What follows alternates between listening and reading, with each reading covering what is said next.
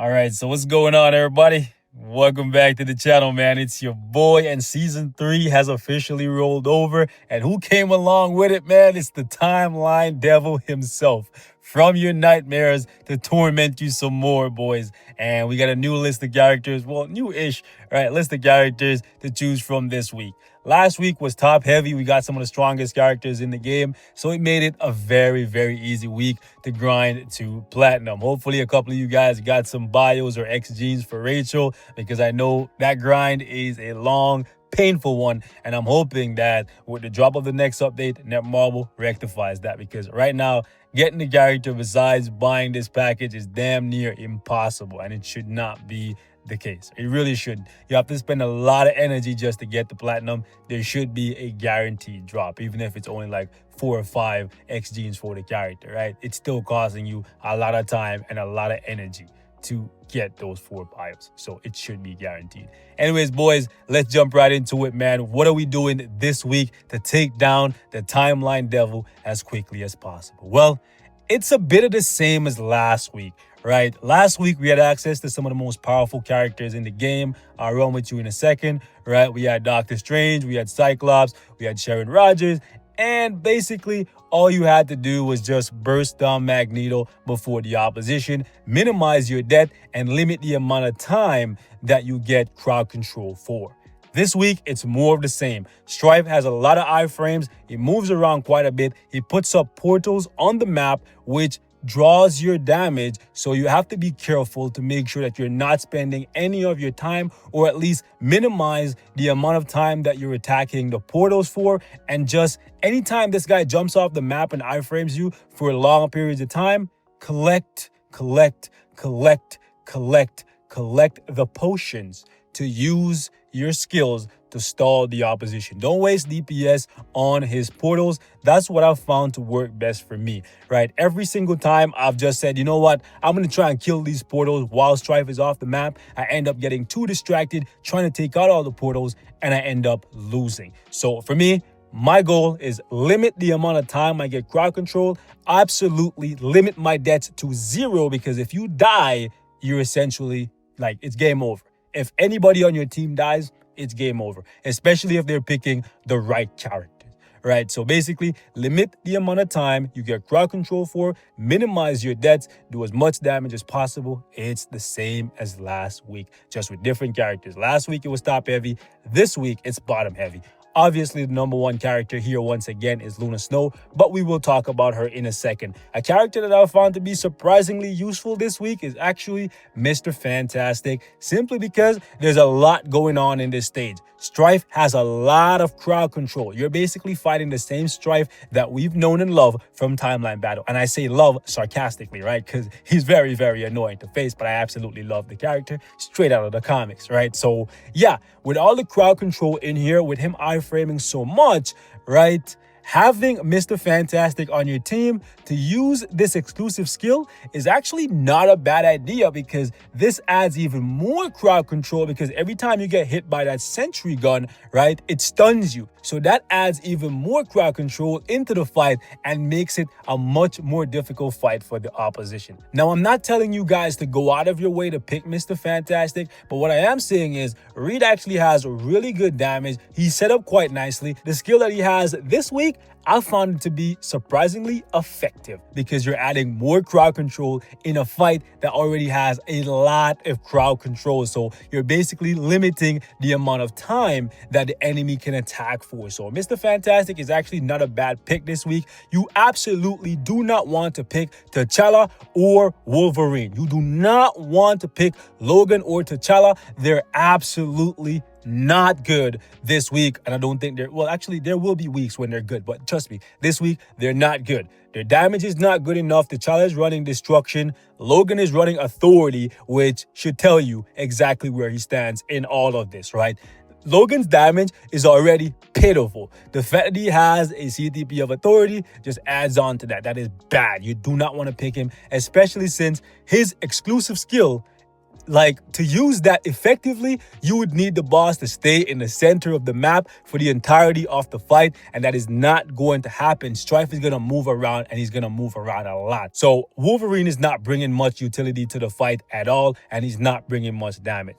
Luna Snow, she's going to be your bread and butter. Every team absolutely needs to have Luna Snow. She does the most amount of damage in the least amount of time. In addition to that, she has the best exclusive skill. She has the missiles. This is a double-edged sword, in my opinion. Giving Luna Snow the missile is really bad because that's less time that she's attacking for. So, yeah, I don't know if you want to collect potions with Luna Snow, but if you do, you have to be very, very careful that you're not sacrificing too much DPS by running around for long periods of the fight. I would personally say whoever picks Luna Snow, they should just focus on bursting down the boss as quickly as possible. Set a goal in your mind that, hey, by the end of this fight, I need to do 35 million damage to the boss. Like, I need to take off 35 million of this boss's HP. If you set that goal in your mind and your teammates are effective, you should ideally be walking away with a win, right? So that's how I'm going to put it to you guys. Luna Snow shouldn't ideally be collecting potions, but she can as long as she's using her skills off cooldown. Captain Marvel is a good pickup. She has good damage.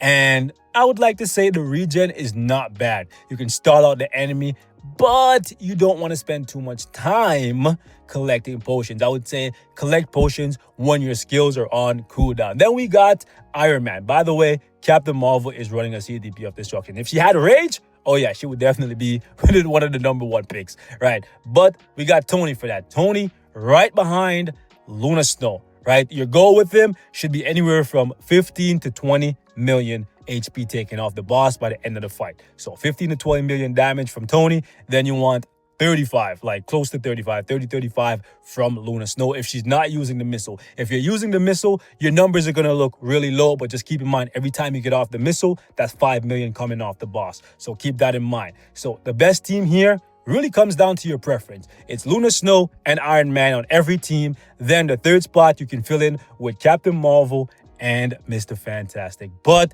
you definitely want to avoid Black Panther and Wolverine because they're really not that good this week. Only time they will be good is if they have the regen or the missile, or maybe even the sentry gun, depending on who the boss is. Like I said, this week, there's a lot of crowd control, so you got to be careful. Every time you get crowd control by STRYFE, you're running around in fear.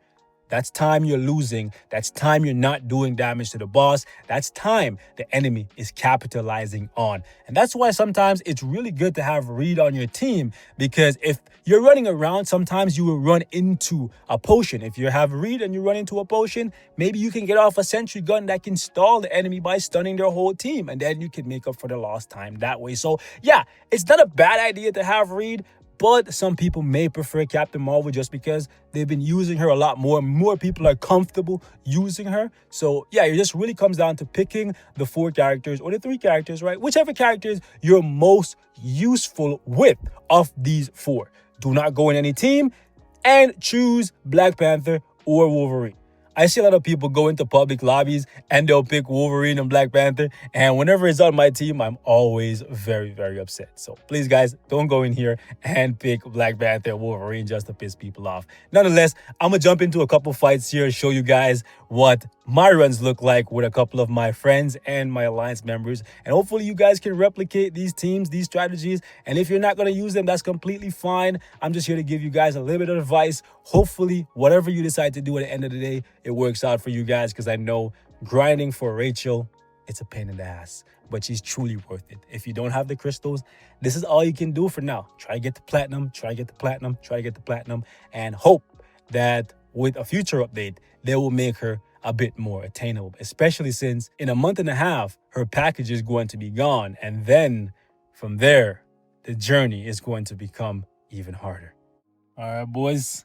So this is going to be an interesting fight because we have the exact same team as the opposition here, right?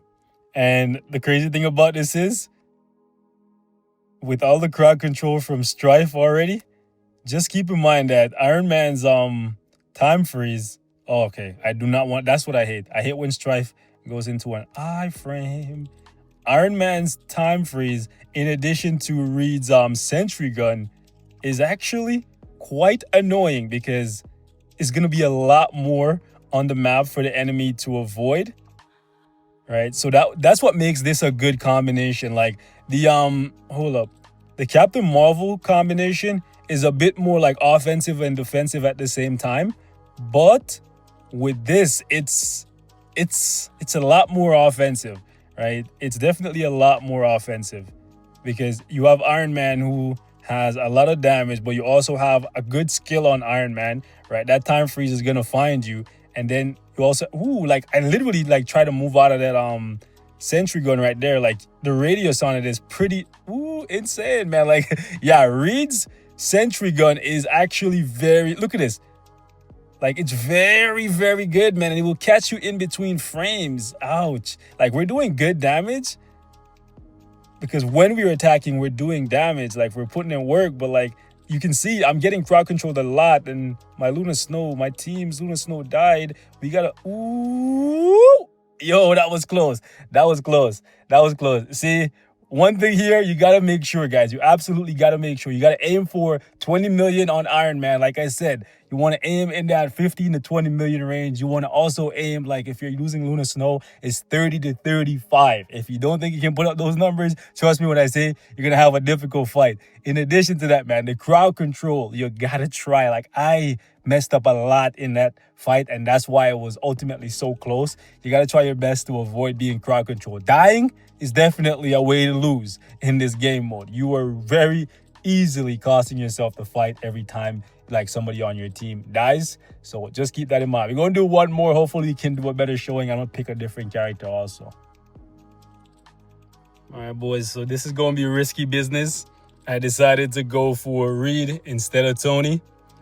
And we're going to try to see if we can put up 20 mil with him. Right, since he's always getting hit, he's always going to be accumulating damage, so that's good, right? And we're just going to try and see if we can put up the same amount of damage as Iron Man or come close, right? And also, we're going to try to be heavy on the CC. Oh boy. The bad thing about him is he doesn't heal. So we got to rely heavy on Luna Snow. Getting off those nice tier 3s for the heal. Okay, crap, I missed the proc. I got so comfortable with the CTP of Rage that now I look for the green to pop the tier 3 instead of trying to anticipate when, the CTP of Rage, I'm not even gonna lie, it makes you become very, very lazy with your proc timing. The good thing about Reed too is Reed has iframe ignore on his tier 3, so come on. No.